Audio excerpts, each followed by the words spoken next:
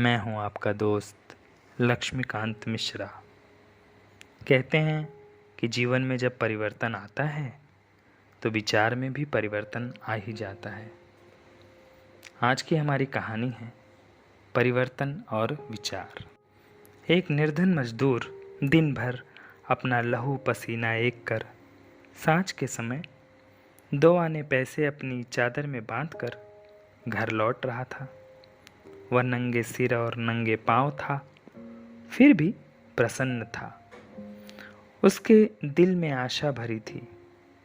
सामने से बारात आ रही थी। मजदूर सोचने लगा, कभी मेरी भी शादी होगी, मैं भी बाजे गाजे के साथ दुल्हन लाऊंगा। तभी किसी ने हाथ पकड़ कठोरता से उसे ढकेलते हुए कहा, एक तरफ हट। मजदूर के ब्याह की कल्पना मिट्टी में मिल गई। वह खींचकर बोला, क्यों क्यों हट जाऊं? सड़क क्या तुम्हारे बाप की है? बारात वालों ने उसे खूब पीटा, उसकी चादर फाड़ दी और उसे उठाकर झाड़ियों में फेंक दिया। रात का सन्नाटा था। बारात जा चुकी थी। मजदूर अकेला था और उसके चारों ओर निराशा का अंधेरा था। उसने आकाश की ओर आंखें उठाई और बोला, हे प्रभु, हमारे पास न धन न दौलत, न महल न अटारियां, न नौकर न चाकर, फिर तूने हमें क्यों पैदा किया? और कई वर्ष बीत गए। मजदूर ने जी जान से काम किया और अब वह नगर का एक नामी रईस था। उसके पास विशाल महल, दास दासियां, घोड़े, पालकियां, सब कुछ था। एक दिन सांझ को पालकी पर सवार वह घर लौट रहा था कि अचानक पालकी रुक गई। उसने पूछा, पालकी क्यों रोक दी?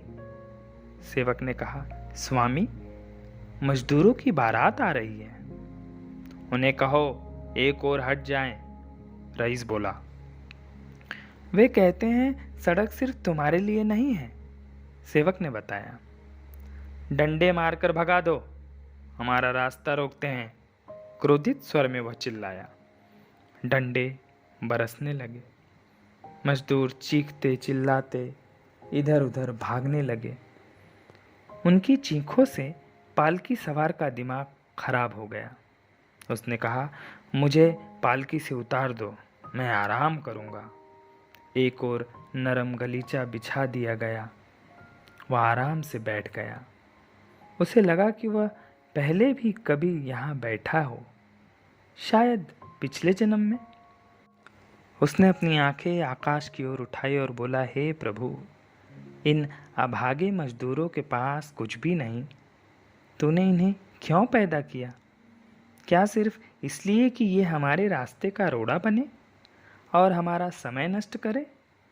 आखिर दुनिया में इनकी क्या ज़रूरत है? सोचिए मेरे दोस्तों, इस कहानी पर विचार कीजिए और लाइक कीजिए, शेयर कीजिए। फिर मिलूँगा अगली नई कहानी में, क्योंकि ध्यान है तो ज्ञान है।